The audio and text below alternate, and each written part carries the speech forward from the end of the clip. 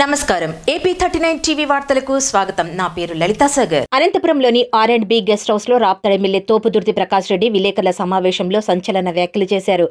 చంద్రబాబుకు అధికారం లేకపోతే తట్టుకోలేడని, అవసరమైతే ముఖ్యమంత్రి జగన్మోహన్ రెడ్డిని హత్య చేసేనా అధికారంలోకి రావాలని చూస్తున్నాడని, ఎన్టీఆర్ను గద్దెదించి వెన్నుపోటు పొడిచి ముఖ్యమంత్రి సీటు లాక్కున్నాడు, భార్యను అడ్డం పెట్టుకుని డ్రామాలాడుతున్నాడని, అధికారం కోసం ఎన్ని కుట్రలు చేయడానికైనా వెనుకాడడని తీవ్ర విమర్శలు గుప్పించారు ఎమ్మెల్యే తోపుదుర్తి ప్రకాష్ రెడ్డి. ఆధ్వర్యంలో ఏవైతే 175 నియోజకవర్గాల్లోని ఈ డ్రామా కంపెనీ బ్రాంచ్లు ఉన్నాయో ఆ బ్రాంచుల ఆధ్వర్యంలో నిర్వహించబడుతున్నటువంటి సోకాల్డ్ గౌరవ సభలను ఉద్దేశించి మాట్లాడాలని నేను వచ్చాను. నేను అడుగుతున్న మీ ద్వారా ఈ రాష్ట్ర ప్రజానీకాన్ని, తెలుగుదేశం పార్టీని స్థాపించిన నందమూరి తారక రామారావు గారి పైన చెప్పులు వేసి అవమానం చేసి వెన్నుపోటు పొడిచి ఆయన కుర్చీ లాక్కుని ఏర్పాటు చేసుకున్న సభ గౌరవ సభ అంటారా? ఆయన నుంచి ఆయన కుటుంబాన్ని వేరు చేసి ఆయన కుమారులతోనే ఆయనను తిట్టించిన సభ గౌరవ సభ అంటారా? ఒక మహిళా శాసనసభ్యురాలిని నిర్లజ్జగా దూషించిన సభను గౌరవ సభ అంటారా? చంద్రబాబు నాయుడు గారు 23 మంది శాసనసభ్యులను ప్రతిపక్ష పార్టీ నుంచి కొనుక్కొని ప్రతిపక్షాన్ని, రాజ్యాంగాన్ని, ప్రజాస్వామ్య స్ఫూర్తిని అవహేళన చేసిన సభ గౌరవ సభ అంటారా? మరి ఇవన్నీ ఎవరు చేశారు? చంద్రబాబు నాయుడు గారు. ఇవన్నీ కౌరవ సభలు కాదా? ఇవన్నీ కౌరవ సభలలో జరిగినటువంటి దుశ్శాసన పర్వాలు కాదా? రామారావు గారిని గద్దె దించి ఆయనను వెన్నుపోటు పొడిచి ఆయన పైన చెప్పులు వేసి మీరు సభలో కూర్చొని ఆయనని ఎగతాళి చేస్తే అది కౌరవ సభ అంటారా లేదా గౌరవ సభ అంటారా? 23 మంది ప్రతిపక్ష శాసనసభ్యులను కొనుక్కొని ప్రజాస్వామ్యాన్ని అపహాస్యం పాలు చేస్తే అది కౌరవ సభ అంటారా గౌరవ సభ అంటారా? అదేవిధంగా ఒక మహిళా శాసనసభ్యురాల్ని సభలో నీచంగా కించపరుస్తూ వ్యాఖ్యలు చేస్తే అది గౌరవ సభ అంటారా లేక వేరే ఏదైనా అంటారా? దాన్ని దుశ్శాసన పర్వం అనరా? గత తెలుగుదేశం ప్రభుత్వం హయాంలో మీరు చేసిన ప్రతి ఒక్క తప్పిదాన్ని కూడా, మహిళలకు మీరు చేసిన ప్రతి ఒక్క మోసాన్ని, మహిళలపైన మీరు చేసిన ప్రతి ఒక్క దౌర్జన్యాన్ని కూడా ఈ రాష్ట్ర ప్రజలు గమనించే ఆనాటి చంద్రబాబు ఆధ్వర్యంలో నడుస్తున్నటువంటి కౌరవ సభ నుండి రాష్ట్ర ప్రజలకు విముక్తి కలిగించే విధంగా 151 మంది శాసనసభ్యులను మనకు ఇచ్చారు రాష్ట్ర ప్రజలు. జగన్మోహన్ రెడ్డి గారు ముఖ్యమంత్రి అయిన తర్వాత ఆ రోజు మీ వల్ల దెబ్బతిన్నటువంటి మహిళల ఆర్థిక స్థితిని మెరుగుపరిచే విధంగా, మహిళల ఆధ్వర్యంలో కుటుంబాలు నడిచే విధంగా, మహిళల ఆధ్వర్యంలో ఈ రాష్ట్రంలోని విద్యార్థుల భవిష్యత్తును తీర్చిదిద్దే విధంగా అనేక సంక్షేమ పథకాలు దాదాపుగా 1.5 లక్ష కోట్ల రూపాయలని గత 30 నెలలుగా నేరుగా మహిళల ఖాతాల్లోకి చెల్లించి వారి గౌరవాన్ని పెంపొందించిన సభ ఇది చంద్రబాబు నాయుడు గారు. ఈ రాష్ట్రంలోని మహిళల గౌరవాన్ని పెంపొందించిన సభ ఇది. ఇదే సభా వేదిక నుండి అనేక చట్టాలు చేశాం. దిశా చట్టాన్ని తీసుకొచ్చి మహిళల గౌరవాన్ని, ఆత్మాభిమానాన్ని కాపాడేటువంటి చట్టాన్ని చేసిన సభ ఇది. ఇదే సభా వేదిక నుంచే మీరు ఎగ్గొట్టి వెళ్ళినటువంటి డ్వాక్రా రుణాల్ని మాఫీ చేసే విధంగా 26,000 కోట్ల డ్వాక్రా రుణాల్ని మాఫీ చేసేటువంటి ఆసరా అనే చట్టాన్ని తీసుకొచ్చినటువంటి గౌరవ సభ. ఈరోజు గౌరవం కానీ స్టేటస్ ఏదైతే మనం అందరం కూడా కోరుకుంటామో, ఉన్నతమైన స్థానం కావాలనేసి ప్రతి ఒక్క కుటుంబం కూడా కోరుకుంటామో, ఆ స్టేటస్ని పెంపొందించేటువంటి ఒక పద్ధతి అయినటువంటి, ఒక విధానమైనటువంటి విద్యను అందించేటువంటి చట్టాలు కానీ ఇవన్నీ కూడా ఇదే గౌరవ సభ నుంచే చేశాం. ఇదే గౌరవ సభ జగన్మోహన్ రెడ్డి గారి నాయకత్వంలో గతంలో మీరు వెనుకోటు పొడిచినటువంటి రైతులకు భరోసా కల్పించింది. ఇదే గౌరవ సభ మీరు గతంలో మోసం చేసిన అమరావతి రైతులకు విముక్తి కల్పించింది. ఇదే గౌరవ సభ జగన్మోహన్ రెడ్డి గారి నాయకత్వంలో మీరు దాదాపుగా బడ్జెట్ కానీ నాన్ బడ్జెట్ కానీ మీరు చేసినటువంటి అప్పులు మొత్తం చూస్తే 3,57,000 కోట్ల అప్పులతో ఈ రాష్ట్రాన్ని వదిలిపెట్టి ఆర్థికంగా నిర్వీర్యం చేసిపోతే ఇదే గౌరవ సభ నుంచి ఈరోజు ప్రభుత్వాన్ని నడుపుకుంటూ ఖర్చుల్ని తగ్గించుకుంటూ ఆదాయాన్ని పెంచుకునేటువంటి మార్గాలను అన్వేషణ చేస్తూ ప్రపంచమంతా కూడా మెచ్చుకునే విధంగా, కేంద్ర ప్రభుత్వం మెచ్చుకునే విధంగా వాలంటీర్ల వ్యవస్థను, సచివాలయ వ్యవస్థను ఏర్పాటు చేసి ప్రతి ఇంటికి కూడా ప్రభుత్వాన్ని తీసుకెళ్ళింది ఇదే సభ ద్వారానే. మరి మీరు గత ప్రభుత్వంలో దాదాపుగా 13,000 కోట్ల రూపాయల డ్వాక్రా రుణాలని మాఫీ చేస్తామని ఎన్నికల సమయంలో హామీ ఇచ్చి మోసం చేసి ప్రతిపక్ష శాసనసభ్యులు అడిగిన ప్రశ్నకు ఇదే సభలో నిస్సిగ్గుగా పరిటాల సునీత గారు, అప్పటి మంత్రి గారు, డ్వాక్రా రుణాలు మాఫీ చేసే ప్రసక్తే లేదు, అటువంటి ఆలోచనే లేదని నిస్సిగ్గుగా మాట తప్పిన అగౌరవ సభ మీది. అదేవిధంగా ఈరోజు మీరు తెరలేపిన ఈ డ్రామాల గురించి ఒక 2 నిమిషాలు రాష్ట్ర ప్రజలకు తెలియజెప్పాల్సింది, మిమ్మల్ని అడగాల్సింది ఒక విషయం.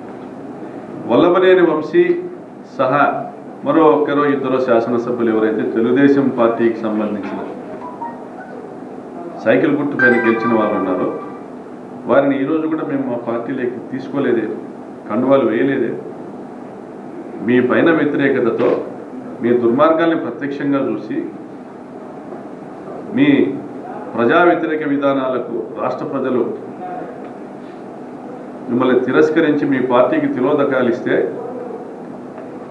తమ నియోజకవర్గాల ప్రజల ఆకాంక్షల మేరకు మా పార్టీకి మద్దతు ఇస్తున్నటువంటి 2-3 శాసనసభ్యులు ఎక్కడ మేము వీళ్ళని కొనలేదే, కండువాలు వేయలేదే, పార్టీలోకి తీసుకోలేదే. ఎందుకంటే రాజ్యాంగ విలువల్ని కాపాడుతున్నటువంటి ఇది గౌరవ సభ కాదు. అదేవిధంగా వల్లభనేని వంశీ మీకు అత్యంత సన్నిహితుడు, మీ భార్యను భువనక్క అని పిలిచేటువంటి సన్నిహితమైన వ్యక్తి, పరిటాల సునీత గారిని వదినాన్ని పిలిచేటువంటి సన్నిహితమైన వ్యక్తి, ఏళ్ల తరబడి తెలుగుదేశం పార్టీకి పనిచేసి ఎన్టీఆర్ కుటుంబానికి దగ్గరగా ఉండి జూనియర్ ఎన్టీఆర్కి ఒక నిర్మాతగా వ్యవహరించి, ఒక మిత్రుడిలా వ్యవహరించి ఈరోజు మీ విధానాలు నచ్చక బయటికి వచ్చిన తర్వాత గత నెలలో, అంటే శాసనసభ సమావేశాలకు సరిగ్గా 1 నెల ముందు మీ పచ్చ మీడియా మీ కుమారుడి ఆధ్వర్యంలో వల్లభనేని వంశీ కుటుంబాన్ని ట్రోల్ చేస్తూ సోషల్ మీడియాలో దూషిస్తూ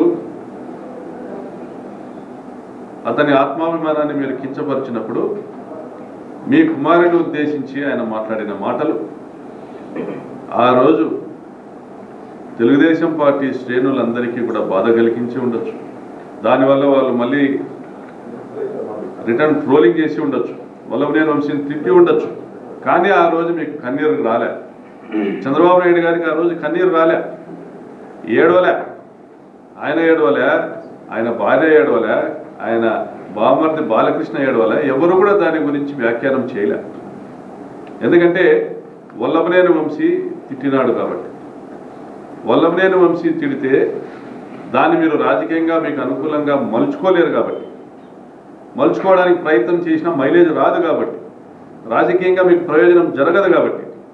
అంటే మీకు ప్రయోజనం జరుగుతుందంటే మీ మామకు వెన్నుపోటు పొడిచి పార్టీని లాక్కోవడానికి సిద్ధం మీరు, మీ మామ నుంచి వారి కుమారులను వేరు చేయడానికి సిద్ధం మీరు, మీ మామ పైన చెప్పులు వేయడానికి సిద్ధం మీరు. కానీ మీ భార్యను దూషిస్తున్నాడనేసి మీరు ఏదైతే చెప్తున్నారో ఆ వ్యాఖ్యల పట్ల, వల్లభనేని వంశీ చేసిన వ్యాఖ్యల పట్ల మీరు స్పందించరు, ఎందుకంటే ప్రయోజనం లేదు కాబట్టి.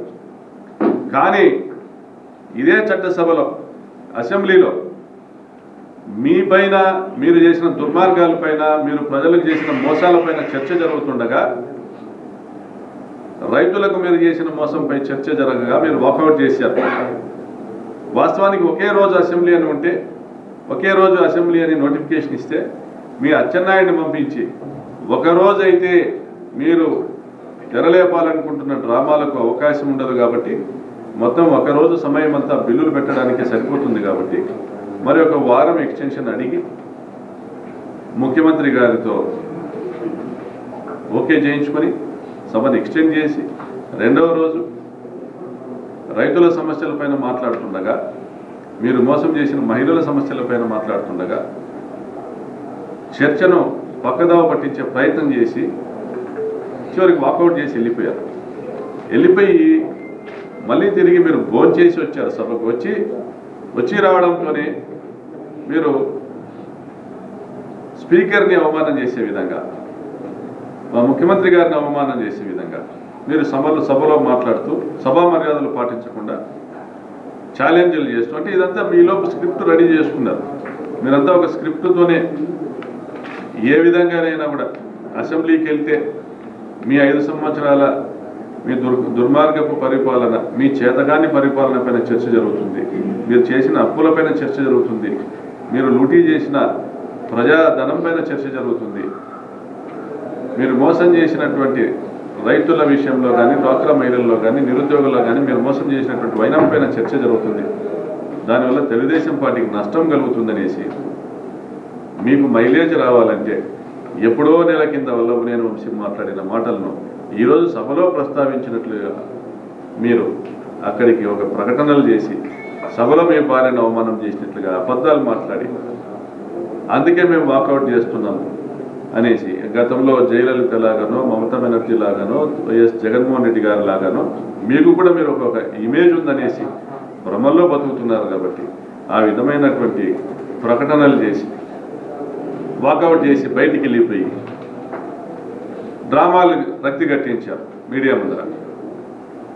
నా భార్యను తిట్టారని, ఏం తిట్టారని మాట్లాడలేదు, ఎవరు తిట్టారని మాట్లాడలేదు, ఎప్పుడు తిట్టారని మాట్లాడలేదు.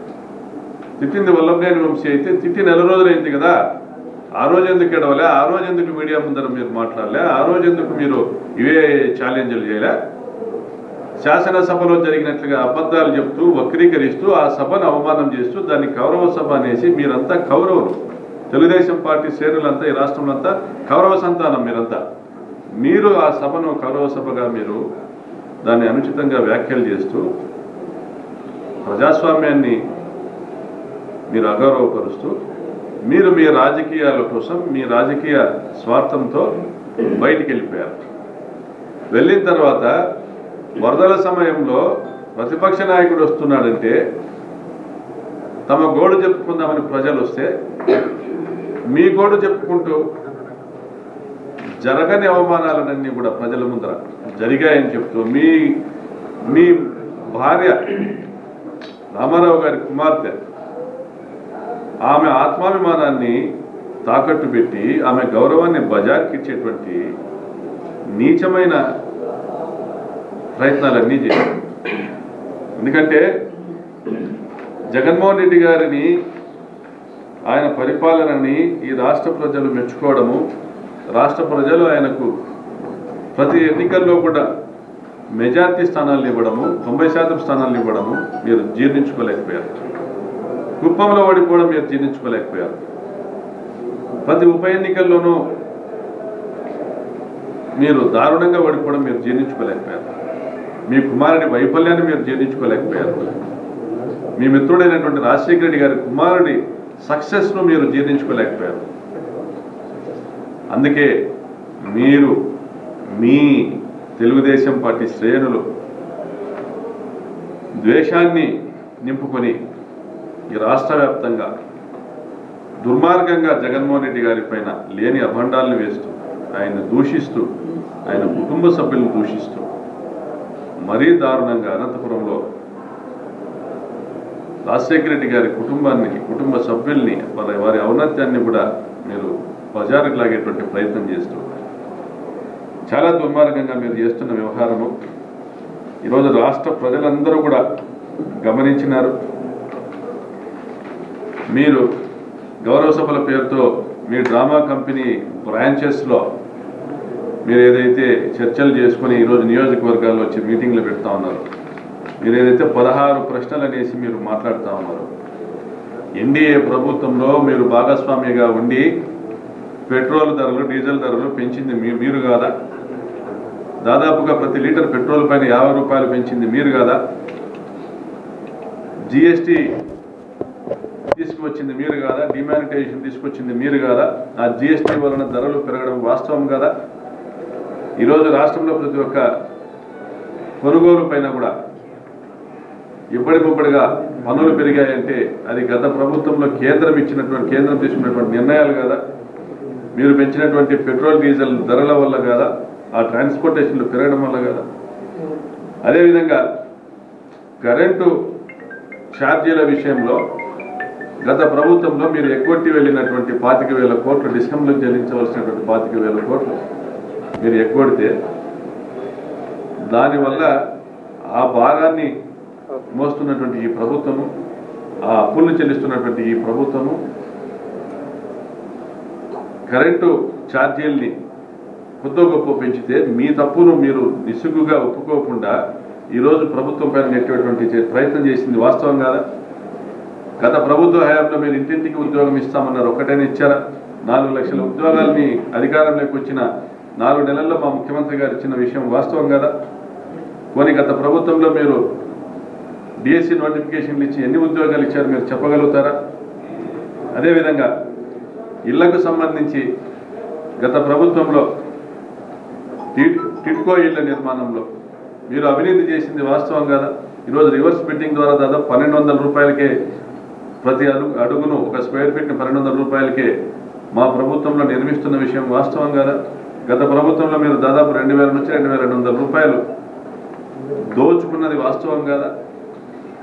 మరి మీరు దాదాపు 3,57,000 కోట్ల అప్పులు చేసి వెళ్తే దానికి మేము ప్రతి నెల దాదాపుగా 4,000 కోట్ల రూపాయల వడ్డీని కడుతున్నది వాస్తవం కాదా? మీరు చేసి వెళ్ళిన అప్పులకి మరి ఎక్కడి నుంచి వస్తాయి ఆదాయం అనేసి, ఈ అప్పులకు వడ్డీలు ఎక్కడి నుంచి చెల్లిస్తామనేసి మీ మేధావి బుర్రకి, మీ 40 సంవత్సరాల ఇండస్ట్రీ బుర్రకు మీకు తట్టలేదా? ఎక్కడి నుంచి తెస్తామనుకున్నారు? మరి ఏం చేశారు మీరు? మేము తీసుకొచ్చిన అప్పులకి మా ప్రభుత్వంలో మా జగనన్న నాయకత్వంలో మేము తెచ్చిన అప్పులకు ప్రతి రూపాయికి లెక్క ఉంది. ఎక్కడ కూడా దుబారా ఖర్చులు కూడా పోకుండా దాదాపు 1,50,000 కోట్ల రూపాయలు నేరుగా ఖాతాల్లోకి వేసినటువంటి, ప్రజల ఆర్థిక స్థాయిని పెంచినటువంటి, విద్యా ప్రమాణాలు పెంచుతూ ప్రజలను అభివృద్ధి వైపు తీసుకెళ్తున్నటువంటి ప్రభుత్వం మారి కోవిడ్ కష్టకాలంలో ప్రజలందరికీ కూడా ఇళ్లలో నుంచి బయటికి వెళ్ళలేని తరుణంలో వాళ్ళని ఆర్థికంగా బలోపేతం చేస్తూ సంక్షేమ పథకాల ద్వారా ఆదుకుంటూ ఆత్మహత్యని నివారించిన ప్రభుత్వం మారి. దీని విషయం నరేంద్ర మోడీ గారు సర్టిఫై చేయడం జరిగింది, ప్రపంచ సంస్థలే కూడా సర్టిఫై చేయడం జరిగింది. ఈరోజు దేశవ్యాప్తంగా కూడా మన రాష్ట్రంలో జరుగుతున్నటువంటి పథకాలు కానీ, మన నాడు నేడు గురించి కానీ, మన వాలంటీర్ల వ్యవస్థ గురించి కానీ, ఇతర రాష్ట్రాల నుంచి మన రివర్స్ బిడ్డింగ్ గురించి కానీ, ఇతర రాష్ట్రాల నుంచి రావడం, దిశా చట్టం నుంచి కానీ, ఇతర రాష్ట్రాల నుంచి ఐఏఎస్ అధికారులు రావడము ఏ విధంగా చేస్తున్నారనేటువంటి మన చట్టాలని గౌరవిస్తూ, మన డెవలప్మెంట్ను గౌరవిస్తూ ఏ విధంగా చేయగలుగుతున్నారనేటువంటి వాళ్ళు వచ్చేసి రీసెర్చ్ చేసేటువంటి పరిస్థితిలో మనం ఉన్నాం. మీరు గత ప్రభుత్వంలో ఏదైనా కానీ మీరు తీసుకొచ్చిన అప్పులకు సంబంధించి ఎక్కడైనా కానీ బహిరంగ సవాల్కి ఈరోజు నేను మిమ్మల్ని పిలుస్తున్నా, బహిరంగ సవాల్ ద్వారా మీ ఒక సభా వేదిక ద్వారా ఎక్కడైనా కానీ ఒక చర్చ జరుపుదాం. మీరు తీసుకొచ్చిన అప్పులను ఎక్కడ ఖర్చు పెట్టారు, ఎక్కడ అభివృద్ధి చేశారు, ఎక్కడ ప్రాజెక్టులు తెచ్చారు, ఏం చేశారు? నీరు చెట్టు ద్వారా దోపిడీ చేశారా, లేదా మరుగుదొడ్ల నిర్మాణం గురించి మాట్లాడుతున్నారు? మరుగుదొడ్ల నిర్మాణం ఎక్కడైనా జరిగిందా రాష్ట్రంలో? స్వచ్ఛ భారత్ నిధులన్నింటినీ కూడా భోంచేసింది మీరు కదా? డ్వాక్రా మహిళల పైన దాదాపు 26,000 కోట్ల అప్పులు పెట్టింది మీరు కదా? ఫీజు రియంబర్స్మెంట్ డబ్బులు కూడా బకాయిలు కూడా 2 సంవత్సరాలకు సంబంధించి 4,000 కోట్ల అప్పులను మోపి వెళ్ళింది మీరు కదా. 43,000 కోట్ల కాంట్రాక్టర్ల బిల్లులు చెల్లించకుండా వెళ్ళింది మీరు కదా. తెలుగుదేశం ప్రభుత్వం హయాంలో ఫీజు రియంబర్స్మెంట్ లిమిట్ ఏదైతే ఆదాయ పరిమితి ఉండాలో అది కేవలం ₹1,00,000. మరి మా ప్రభుత్వంలో ఈరోజు 2.5 లక్షల వార్షిక ఆదాయం ఉన్నటువంటి కుటుంబానికి సంబంధించిన పిల్లలకు కూడా ఫీజు రియంబర్స్మెంట్ ద్వారా మేము ఈరోజు విద్యార్థులకు నాణ్యమైన విద్య వాళ్ళు కోరుకున్న కాలేజీలోనే వాళ్ళు కట్టవలసినంత ఫీజు మొత్తాన్ని కడుతూ మేము అండగా నిలబడడం జరుగుతుంది రాజశేఖర రెడ్డి గారి స్ఫూర్తితో. ఇటువంటి పరిస్థితుల్లో మీరు ఏవైతే ఈ డ్రామాలు చేస్తూ ఉన్నారు, మీరు ఏ విధంగా టిడ్కో ఇళ్ల ద్వారా ప్రజలపైన అప్పులు మోపారో అది చెప్పండి. మీ డ్రామా సభల్లో ఏ విధంగా మీరు 6 లక్షల రూపాయలతో టిడ్కో ఇళ్ళు అన్నారు, 3 లక్షల నుంచి ఖర్చు కాని టిడ్కో ఇళ్లను 6 లక్షలకి ఎలా కట్టారో అది చెప్పండి. ప్రాజెక్టుల పేరుతో మీరు చేసిన దోపిడీని చెప్పండి. మీరు 3,57,000 కోట్ల అప్పును మిగిల్చి వెళ్తే దాన్ని చెల్లించడానికి ఏం ఆదాయ మార్గాలు చూపించారో అది చెప్పండి. దాని వడ్డీలు కట్టడానికి ఏం ఆదాయ మార్గాలు చూపించి వెళ్ళారు అది చెప్పండి. అమరావతి 1,00,000 కోట్ల నిర్మాణంతో చేస్తామన్న దానికి ఎక్కడి నుంచి డబ్బులు తెస్తామనుకున్నారు అది చెప్పండి. ఇంటింటికి ఉద్యోగం ఎలాగిస్తామనుకున్నారు అది చెప్పండి. 87,000 కోట్ల రైతుల రుణాల మాఫీని ఎలా చేస్తామనుకున్నారు అది చెప్పండి. చివరికి మీరు ఇచ్చింది 5,000 కోట్ల రైతు రుణమాఫీకి సంబంధించి వడ్డీలకు సరిపోని 5,000 కోట్లను ఇచ్చారు. డ్వాక్రా రుణమాఫీ ఎలా చేస్తామనుకున్నారు అది చెప్పండి. ఏ విధంగా మీరు 600 హామీలు ఇచ్చారు, దాదాపుగా 4-5 లక్షల కోట్ల సరిపడా హామీలు ఇచ్చారు అది చెప్పండి. వాటిని ఎలా తీరుద్దామనుకున్నారు, ఆ హామీలను ఎలా అమలు చేద్దామనుకున్నారు, ఆ డబ్బులు ఎక్కడి నుంచి తెద్దామనుకున్నారు అది చెప్పండి. మరి ఇప్పుడు మేము 1 టైం సెటిల్మెంట్ అని ఏదైతే పిలువబడుతుందో మా ప్రభుత్వం వస్తే మేమే కట్టేస్తాం, మీరు కట్టక్కర్లేదని చెప్తున్నారు కదా. అప్పుడు ఇచ్చిన హామీలన్నీ ఎక్కడికి వెళ్ళాయి అది కూడా చెప్పండి. మీ గౌరవ సభల్లో, మీ సోకాల్డ్ గౌరవ సభల్లో ఈరోజు జగనన్న రుణమాఫీ చేస్తూ ఉన్నాడు. 83 నుంచి 2011 వరకు ఇళ్ల నిర్మాణం జరిగినటువంటి అనేక ప్రభుత్వాలు కూడా, ఇళ్ల నిర్మాణం చేసినటువంటి ప్రతి ప్రభుత్వం కూడా పాక్షికంగా రుణాలు ఇచ్చింది, పాక్షికంగా సబ్సిడీలు ఇచ్చింది. ఆ రుణాలన్నీ కూడా అసలు వడ్డీ పేరు పనిపై దాదాపు 15,000 కోట్లు అయ్యాయి. ఈరోజు జగన్మోహన్ రెడ్డి గారు చెప్తున్నది 4,000 కోట్ల రూపాయలను, అది రిజిస్ట్రేషన్ ఛార్జీలకు కావచ్చు, లేదా మీ గృహ నిర్మాణానికి మీరు తీసుకున్న అప్పుల్లో నుంచి కావచ్చు, ఒక 4,000 కోట్ల రూపాయలు చెల్లిస్తే 10,000 కోట్ల రుణాలు మాఫీ చేస్తామంటున్నారు. 10,000 కోట్ల రుణమాఫీ అది. దాన్ని వక్రీకరించి దానివల్ల మీకు జరిగేటువంటి మేలును మీకు జరగనీయకోకుండా మీ చేతికి వచ్చే ఒక హక్కు పత్రం ద్వారా మీరు రిజిస్ట్రేషన్ చేసుకోవచ్చు, అమ్ముకోవచ్చు, లేదా తనఖా పెట్టి అప్పులు తెచ్చుకొని మీ వ్యాపారాలకు ఉపయోగించుకోవచ్చు, మీ పిల్లల పెళ్లిలకు ఉపయోగించుకోవచ్చు. మీకు జరిగేటువంటి మీ ప్రయోజనాల్ని మీకు జరగనీయకుండా మిమ్మల్ని పదే పదే మోసం చేస్తుంది. ఈ దేశంలో, ఈ ప్రపంచంలో తాము మోసం చేసిన ప్రజల్ని పదే 10 సార్లు మోసం చేయగలిగిన సత్తా ఒక చంద్రబాబు నాయుడు గారికి ఉంది. ఎందుకంటే ఆయన కళ్ళార్పకుండా అబద్ధాలు చెప్తారు, నిజాలన్నట్టు నటిస్తూ మాట్లాడతారు, అవసరమైతే ఏడుస్తున్నట్టు డ్రామాలు చేస్తారు, రామారావు గారి పైన గౌరవం ఉందన్నట్టు నటిస్తారు, పక్కకు పోతే వాడు వీడని తిడతారు. చాలామంది తెలుగుదేశం పార్టీ నాయకులు తమ ఇంటర్వ్యూలో చెప్పారు రేపు ఏమని దూషించేవారు రామారావు గారు. అంతటి మోసగాడైన చంద్రబాబు నాయుడు గారు మీ 175 మంది మీ డ్రామా కంపెనీ సభ్యులు మీరు ఈ డ్రామాలను కట్టిపెడితే గౌరవంగా ఉంటుంది, లేకపోతే ప్రజలు మిమ్మల్ని మళ్ళీ తరిమి కొట్టడానికి సన్నద్ధులవుతారు. మా రాప్తాడు నియోజకవర్గంలో మీరు గతంలోలా దోపిడీ చేయాలనుకుంటే ప్రాజెక్టులను దోపిడీని అరికట్టాం. మీరు 800 కోట్లతో పేరూరు డ్యామ్ అంటే రూపాయి ఖర్చు లేకోకుండా పేరూరు డ్యామ్ నీళ్ళు తెచ్చాం, పేరూరు డ్యామ్ను నింపాం. అది మా జగన్మోహన్ రెడ్డి గారి పరిపాలన ప్రకటన. ఏ గౌరవ సభలో తెలుగుదేశం పార్టీ ప్రభుత్వంలో మీరు పేరూరు డ్యామ్ నీళ్ళు ఇస్తామన్నారు, మీరు ఇవ్వలే. మా గౌరవ సభలో మా ప్రభుత్వం జీవో ఇస్తే, మా ముఖ్యమంత్రి గారు నీళ్ళు ఇస్తే పేరూరు డ్యామ్ నీళ్ళు ఇచ్చామని సగర్వంగా మేము మా ముఖ్యమంత్రి గారి ఆధ్వర్యంలో మేము ప్రకటించుకున్నాం. మీది గౌరవ సభలు ప్రజల్ని మోసం చేసి హామీలు ఇచ్చినటువంటి. అదేవిధంగా ఈరోజు ఎక్కడ చూసినా కూడా వైఎస్ఆర్ జలకళ ద్వారా ఉచితంగా బోర్లు వేసే కార్యక్రమాల ద్వారా పాతాళ గంగమ్మ జలసీరులు 100 అడుగులకు 150 అడుగులకు నీళ్లు పడేటువంటి పరిస్థితి, సమృద్ధిగా వర్షాలు అనేది వచ్చినటువంటి పరిస్థితి. అదేవిధంగా మీ కాలంలో ప్రజల్ని మోసం చేసే విధంగా అనేక హామీలు ఇస్తూ అనేక చెరువులకు నీళ్ళు ఇస్తామనేసి అనేక వ్యవస్థలు తీసుకొస్తామని ఇచ్చినటువంటి హామీలు ఇవన్నీ కూడా ప్రజలు మోసపోయి నష్టపోయారు. ఈరోజు దాదాపుగా ప్రతి మండలంలో కూడా చెరువులకు నీళ్ళు ఇచ్చాం, అనేక కాలువల్ని మేమే తవ్వించాం, 1000 ఎకరాలను సాగులేకి తీసుకొని వచ్చాం, 1000 బోర్లను ఉచితంగా వేస్తూ ఉన్నాం. మా ప్రభుత్వం ఏదైతే ప్రజలు ఆశించినటువంటి విధంగా మేము రాప్తాడు నియోజకవర్గంలో కావచ్చు, జిల్లాలో కావచ్చు, రాష్ట్రంలో కావచ్చు ఎక్కడ కూడా లా అండ్ ఆర్డర్ సమస్య లేకుండా, ఫ్యాక్షన్ సమస్య లేకుండా ప్రతిపక్ష పార్టీ నాయకులకు కూడా మా ముఖ్యమంత్రి గారు రక్షణ కల్పిస్తూ గన్మెన్లు ఇచ్చి నిష్పక్షపాతంగా వ్యవహరించేటువంటి పోలీసు అధికారులను నియమించి లా అండ్ ఆర్డర్ మెయింటైన్ చేస్తాం. మీ ప్రభుత్వంలో లాగా ఎక్కడ హత్యలు జరగలే, దొమ్మిలు జరగలే, దోపిడీలు జరగలే.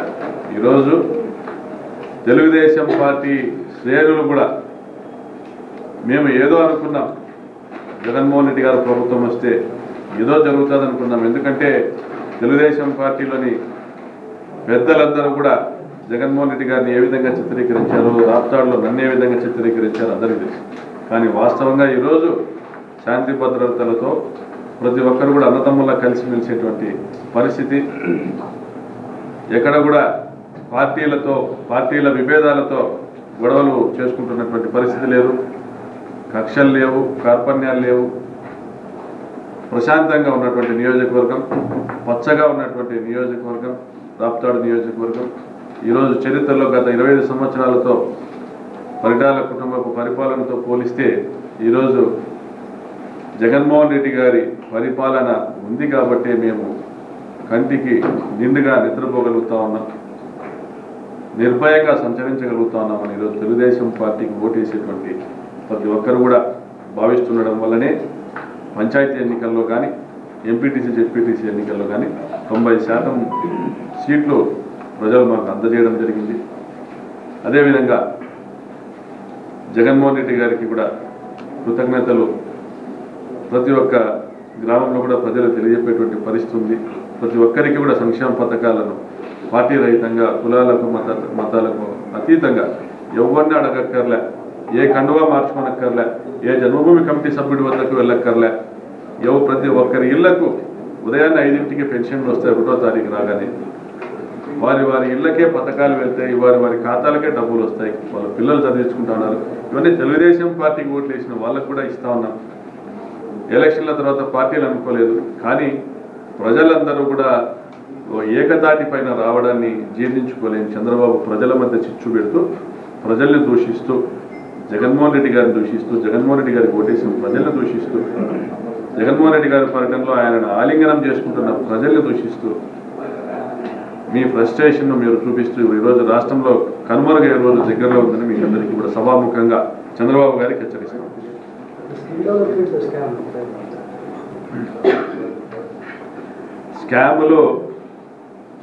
స్కాముల స్వాములు చంద్రబాబు గారి ఆఫీస్లోనే ఉన్నారు చాలామంది.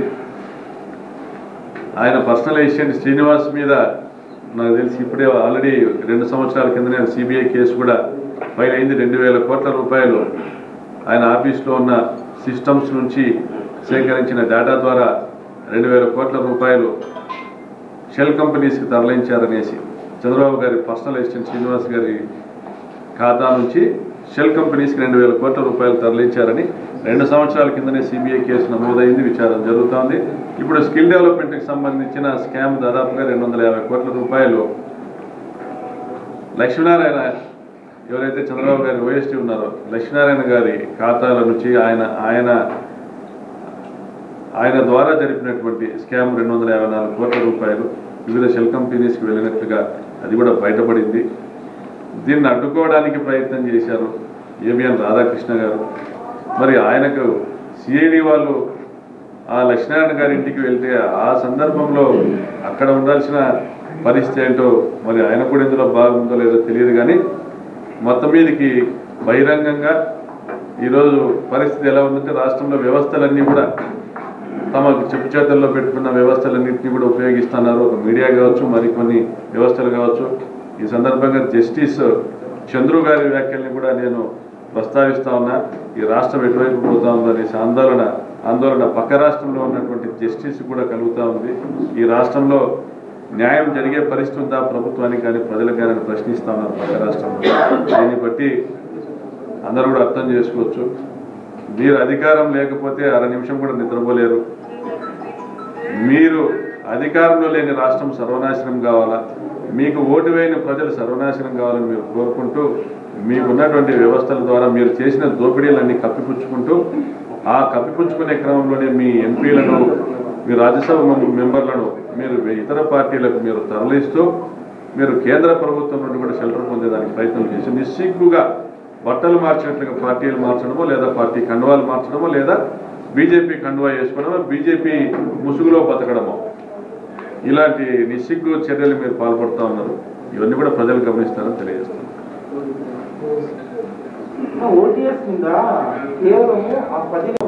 అప్పులు లేకోకుండా, అప్పులు తీసుకోకుండా, ప్రభుత్వం నుంచి అప్పులు తీసుకోకుండా, హౌసింగ్ కార్పొరేషన్ నుంచి అప్పులు తీసుకోకుండా కట్టుకున్న 12 లక్షల ఇళ్లను కూడా 10 రూపాయలకి రిజిస్ట్రేషన్ చేస్తున్నారు. దీని విషయం ఎక్కడ మీడియాలో ఎవరు మాట్లాడట్లే, మీడియా కూడా ప్రస్తావించట్లే. 12 లక్షల ఇళ్లకు కేవలం 10 రూపాయల ఖర్చుతో రిజిస్ట్రేషన్ చేస్తున్నాం, అంటే ఉచిత రిజిస్ట్రేషన్ చేస్తాం. అదేవిధంగా ప్రతి ఇంటి నిర్మాణంలో కూడా గత ప్రభుత్వాల్లో ప్రతి ఇంటి నిర్మాణంలో కూడా పాక్షికంగా రుణాలు ఇవ్వడము, పాక్షికంగా సబ్సిడీ ఇవ్వడం అనేది ఆనవాయితీగా వచ్చింది. ఇప్పుడు జగనన్న కాలనీలో ఉచితంగా నిర్మిస్తామనేసి నిర్మాణం మొదలుపెట్టాం. గత ప్రభుత్వాల హయాంలో ప్రజలు కోరుకున్నారు, మేము రుణాలు తీసుకుని ఇల్లు కట్టుకున్నాము, హౌసింగ్ కార్పొరేషన్లో మా ఆస్తి పత్రాలు తాకట్టు ఉన్నాయి, ఏదైతే హౌస్ సైట్ మాకు ఇవ్వడం జరిగిందో దానికి సంబంధించిన డాక్యుమెంట్ తాకట్టు పెట్టి ఉండడం వల్ల మేము అప్పులు తెచ్చుకోలేకున్నాము, ఈ ఆస్తిని అమ్ముకోలేకున్నామని నాకు రిప్రజెంటేషన్స్ వచ్చాయి.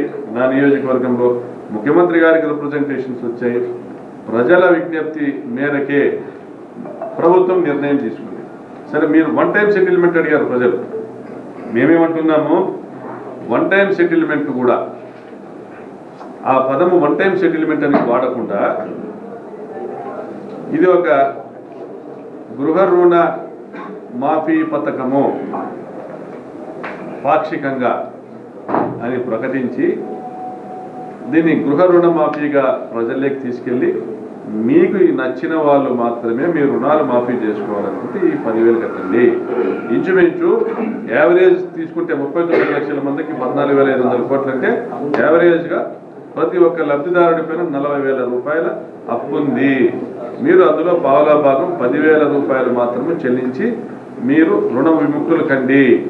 మీరు ఇది కూడా మీకు నచ్చితేనే, మీరు కావాలనుకుంటేనే, మీరు ఈ ఆస్తిని తాకట్టు పెట్టుకుని అప్పు తెచ్చుకోవచ్చని భావిస్తే, లేదా ఈ ఆస్తిని అమ్ముకోవచ్చని భావిస్తే, లేదా గ్రామాల్లో రైతులు తమ భూమికి పాస్బుక్లు కావాలని ఏ విధంగా కోరుకుంటారో ఆ విధంగా మాకు కూడా ఒక హక్కు పత్రం ఉండాలని మీరు భావిస్తేనే ఇది స్వచ్ఛంద పథకమే, ఇది నిర్బంధ పథకం కాదు అని పదే మొదటి చెప్తాం.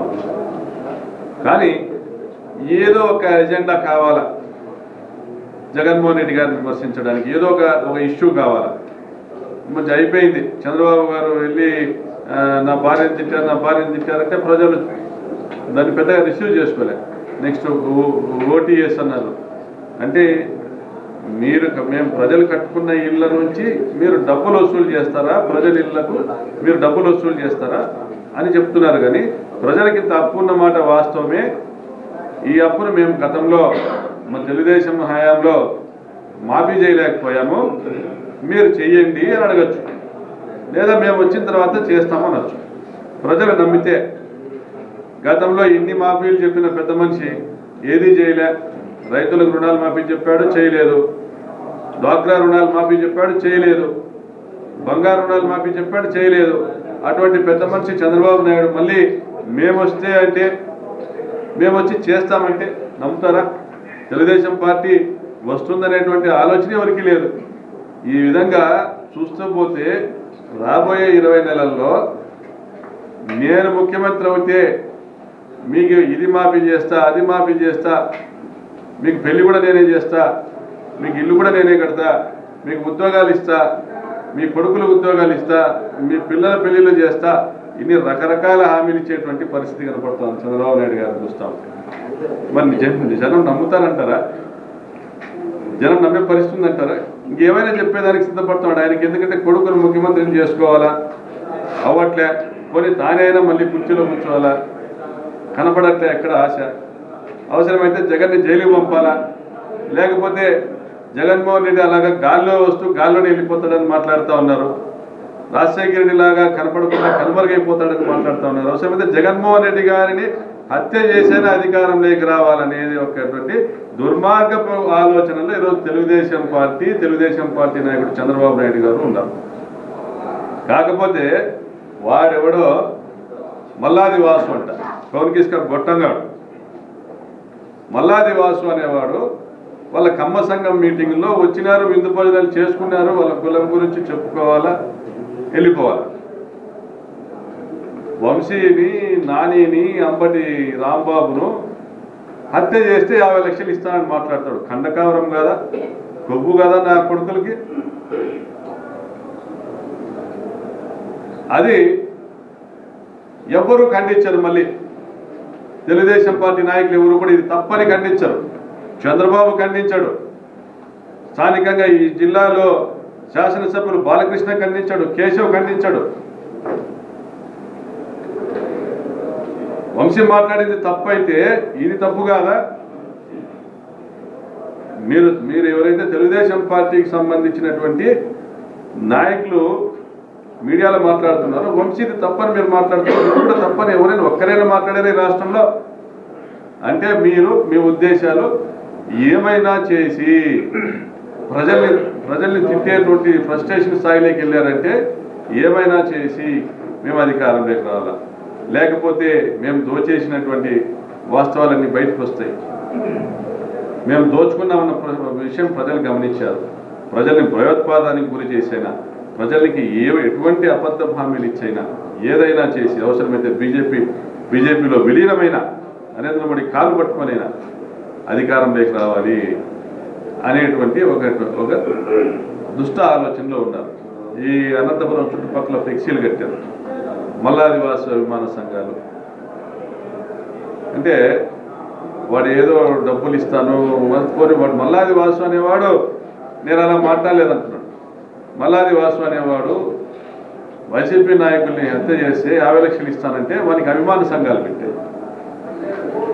మీరు గతంలో చేసింది కూడా పరిటాల రవి అనే వ్యక్తిని ఒక నెగిటివ్ షేడ్స్తో ఎక్స్పోజ్ చేసుకుని మీరందరూ కూనీలు చేయించి పరిటాల రవి దాన్ని ఆపాదించి పరిటాల రవిని ఎక్స్పోజ్ చేసుకుని రాష్ట్రంలో ఉన్నటువంటి మీరందరూ కూడా పండగ చేసుకున్నారు. అతన్ని ముందర పెట్టుకొని హాస్టల్ సంపాదించుకొని పండగ చేసుకున్నారు గతంలో కూడా. ఇప్పుడు మళ్ళీ మీకు అటువంటి వాడు ఒకటి కావాలా? ఎవడు దొరకట్లే. వీడెవడో మాట్లాడాడు వల్లభనేని వంశీ కొడాలని అని మీ బట్టలు ఇప్పదీస్తూ ఉన్నారు. మీకు దగ్గరగా ఉన్న వ్యక్తులు ఇద్దరు, మీ ప్లస్లు మైనస్లు తెలిసినటువంటి వ్యక్తులు, మీలో నిజ స్వరూపాలు చూసినటువంటి వ్యక్తులు. కాబట్టి వాళ్ళు మీ బట్టలు ఇప్పదీస్తూ ఉన్నారు, మీరు బట్టబయలైపోతూ ఉన్నారు. దానికి ఫ్రస్ట్రేషన్లో మాట్లాడుతూ ఉన్నారు. దాంట్లో భాగంగా వాడు కూడా మాట్లాడాడు మల్లాది వాసు. వీడొక్కడే ఉన్నాడా? ఎవరికి రాదా? చేత కదా ఎవరికి? ఇట్లాంటి నా కొడుకులంతా వెనక్కి వేసుకొచ్చుకొని మళ్ళా ఫ్లెక్సీలు అవి ఇవి, అక్కడ ఫ్లెక్సీలు, ఇక్కడ బల్లార్ రోడ్లో ఫ్లెక్సీలు అంట, ఉరవకొండలో ఒక అభిమాన సంఘం అంట, హిందూపురంలో ఒక అభిమాన సంఘం అంట. ఇది తెలుగుదేశం పార్టీ విధానం. మా విధానము ప్రజా సంక్షేమము, మీ విధానము దోపిడీ, దుర్మార్గము, నియంతృత్వము, మోసము, వెన్నుపోటు. ఇది తెలుగుదేశం పార్టీ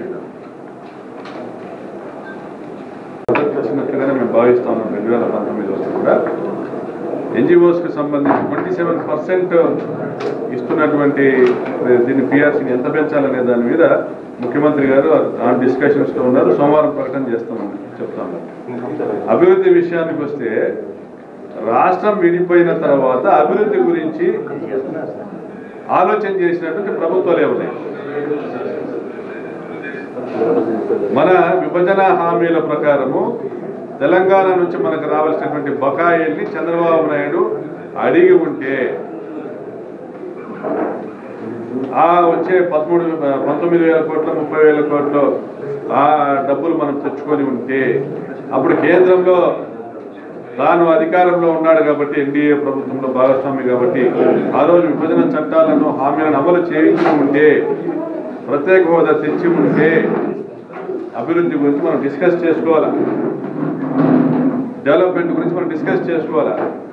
ఫ్రెష్గా కొత్తగా ఏర్పడిన రాష్ట్రంలో అప్పులు ఇచ్చేటువంటి వెసులుబాటు ఉన్నటువంటి ఆర్థిక పరిస్థితి ఉన్నటువంటి రాష్ట్రంలో అప్పులు ఇచ్చేటువంటి వెసులుబాటు అంటే ఆ రోజు ఎఫ్ఆర్బిఎం లిమిట్ లోపు మనకి ఎంత అప్పులు తీసుకొని రాగలిగేటువంటి పరిస్థితి ఉందో అంత అప్పుల్ని కూడా తీసుకొచ్చింది చంద్రబాబు ప్రభుత్వం. మరి ఏం చేసింది?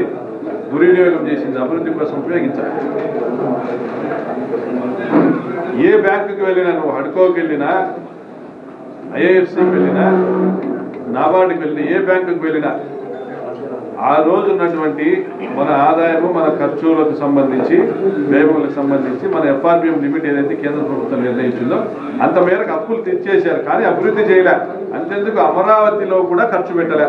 అమరావతిలో కూడా 1,00,000 కోట్లకు గాను పెట్టాల్సిన 1,00,000 గాను 7,000 కోట్లే పెట్టారు. మరి అభివృద్ధి గురించి మాట్లాడేటువంటి హక్కు ప్రతిపక్షానికి ఎక్కడి నుంచి వస్తుంది? మీరు అభివృద్ధి చేసి ఉంటే, మీరు ఆదాయం తెచ్చి ఉంటే, కల్పించి ఉంటే, మీరు కొని తెచ్చుకున్న అప్పులకు వడ్డీలు కట్టేటువంటి ఆదాయాలన్నా మీరు ఏర్పాటు చేసి ఉంటే మీరు అభివృద్ధి గురించి మీరు మాట్లాడచ్చు. మీరు తెచ్చుకున్న అప్పులకు సంబంధించి 3,57,000 కోట్లకు సంబంధించి 36,000 కోట్లు ప్రతి సంవత్సరం కడుతున్నామే. ఈరోజు అవి కూడా అప్పులు తెచ్చి కట్టేటువంటి పరిస్థితి తప్ప మీరు అంత మాత్రం ఆదాయం కూడా పెంచలే. మీరు దిగిపోయేటప్పటికి 100 కోట్లే ఖజానాలో ఉందని యనమల రామకృష్ణుడు గారు ప్రకటించారు. 100 కోట్లే ఉంది ఖజానాలో, 6,000-7,000 కోట్ల జీతాలు కావాలి నెల. ఎక్కడి నుండి తెస్తాడు జగన్మోహన్ రెడ్డి? మేము అధికారంలోకి రాకపోవడం మంచిదైంది అని ఆయన చెప్పారు. జేసీ దివాకర్ రెడ్డి గారు ఏముంది, ఈ ప్రభుత్వం కంటే ఒకవేళ ప్రభుత్వం మారితే వేరే ఏ ప్రభుత్వం వచ్చినా ఇంకా వర్స్ట్గా ఉంటుంది, ఈయన ఇంకా మెరుగ్గా పరిపాలన చేస్తున్నాడు. మీరు క్రోడీకరించుకుంటే ఖజానా ఖాళీ చేసామని మీరే చెప్పారు, మేము ఖాళీ చేసిపోయామని. ఇప్పుడు కంటే కొత్తగా ఏదైనా ప్రభుత్వం వస్తే అది ఇంకా వర్స్ట్గా ఉంటుందని మీ పార్టీ నాయకులే చెప్తా ఉన్నారు. అంటే మీరంతా దోచేసామని ఒకవైపు చెప్తా ఉన్నారు, నెక్స్ట్ వస్తే కనీసం ఇంత మాత్రం కూడా జరగదని చెప్తా ఉన్నారు మీ పార్టీ నాయకులు. వేరే ఎవరు అక్కర్లే. ఈ ప్రభుత్వం బాగుంది, ఇంతకంటే ఇంకో ప్రభుత్వం ఏదైనా పొరపాటున వస్తే ఇంతకంటే దారుణంగా ఉంటుందని చెప్తున్నారు. అంటే ఉన్నంతలో మన రాష్ట్రంలో ప్రజలు ఇబ్బందులు పడుకోకుండా మన ముఖ్యమంత్రి గారు దూరపు ఆలోచనలతో విద్య అనేటువంటి ఒక అభివృద్ధి సాధనాన్ని ప్రతి ఇంటికి చేరవేస్తాం. ప్రతి ఇంట్లో కూడా మీ పర్చేజింగ్ స్ట్రెంగ్త్, మీ కొనుగోలు శక్తిని పెంచుతూ ఉన్నారు. ప్రతి ఇంటికి సంబంధించి వాళ్ళ ఆర్థిక స్తోమతను పెంచేటువంటి కార్యక్రమాలు చేస్తూ ఉన్నారు. 30 లక్షల మందికి ఇళ్ల పట్టాలు ఇచ్చి ఆస్తులు ఇస్తూ ఉన్నారు. ఇల్లు కట్టించి వాళ్ళకు నెట్వర్క్ పెంచుతూ ఉన్నారు. సో ఇది అభివృద్ధి కాదా నేను అడుగుతా ఉన్నా. గత ప్రభుత్వ హయాంలో మీరు రోడ్లు వేసారా? వేసింటే వర్షాలకి, కొద్దిపాటి వర్షాలకే దెబ్బతింటాయా? అంటే మీరు ఎంత నాణ్యతతో వేశారు, మీరు ఎంత నాణ్యతతో వేశారు కాబట్టి ఈరోజు ఈ పాటి వర్షాలకే దెబ్బతింటా ఉన్నాయి. వర్షాకాలంలో మళ్ళీ రోడ్లు వేసేటువంటి పరిస్థితి ఉంటుందా? వర్షాలు అయిపోయిన తర్వాత మళ్ళీ రోడ్లు వేసే విధంగా ప్రభుత్వం ఇప్పటికే మొత్తం రిపేర్స్ కానీ, రెన్యువల్స్ కానీ, మెయింటెనెన్స్కి సంబంధించి కానీ ఇప్పటికే టెండర్లు పిలిచే కార్యక్రమాలకు శ్రీకారం చుట్టడం జరిగింది. కాబట్టి రోడ్స్ నిర్వహణ బాధ్యత ప్రభుత్వం తప్పనిసరిగా ఈ వర్షాలు ముగిసిన తర్వాత తీసుకుంటుంది. తప్పనిసరిగా అన్ని డెవలప్మెంట్ యాక్టివిటీస్ ఏవైతే మొదలు పెట్టామో తప్పనిసరిగా ఈ రాబోయే 2-2.5 సంవత్సరాల కాలంలో పూర్తి చేయడం జరుగుతుంది.